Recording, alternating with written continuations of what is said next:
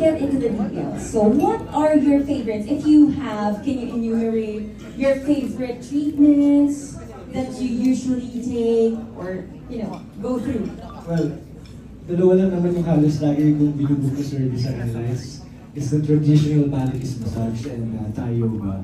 Kasi when it comes to Balinese massage, talagang, syempre sa work namin, laging may taping po yan, and yung mga ilaw, tapos yung rehearsal or workshop, nakakainis siya ng tension. So, madalas pa naman yung mga unwanted stress, like kahit sa taping, traffic pa lang, pagdating mo sa work, talagang medyo you feel burnout na. So, when I feel that way, I always go to Blue Water Day Spa, mag-Balinese traditional Balinese massage ako, and yun, I feel good and I feel more relaxed and calm after it.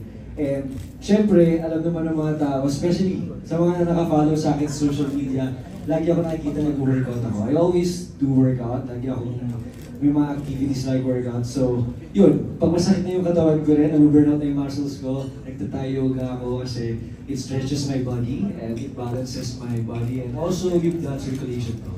So definitely, doon, okay na ulit yung katawan ko. I'm ready for another week. I'm ready to face other challenges, activities, and definitely, isa sa paborito ka after tayo, guys, yung masarap yung feeling ko after. Fully recharged talaga after that pamper session. Pero DJ, you have been very, very busy. Now you've been talking about it over and over. Your schedule is jammed. So how do you still find time for self-care? Well, to be honest, it's really challenging sa totoo lang. Pero, parang for me, lahat naman tayo kasi masisipag. Lahat tayo, we always work hard.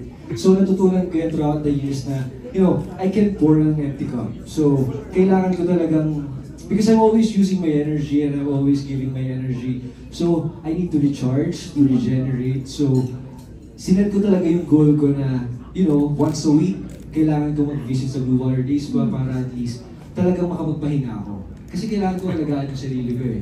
And after that, it works for me kasi every time na mag-visit ako ng Blue Water Day Spa, kinabukasan, I'm ready to face another day.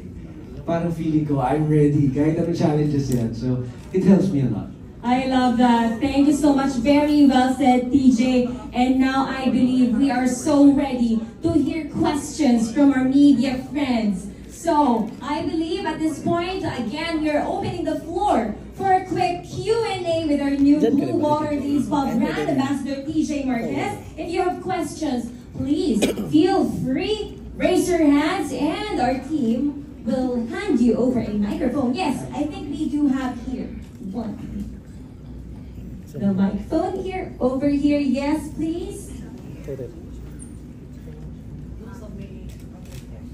Hi, TJ. Here po. Hi. Question, kasi syempre nakapag-acting, hosting, and even content creation ka na. Ano ba yung gusto mong itry na bago? Siguro ngayon, talagang gusto ko i-try is more business, but business naman. Kasi parang, of course gusto ko pang magkaroon ng mas maraming opportunities sa showbiz projects, but siguro kailangan ko rin mag-try ng business side. For me, parang feeling ko, it's about time. Thank you. Entrepreneurial. All right, sir? Hi, DJ here. Hi. First, congratulations on the endorsement. Yeah, I have a question lang.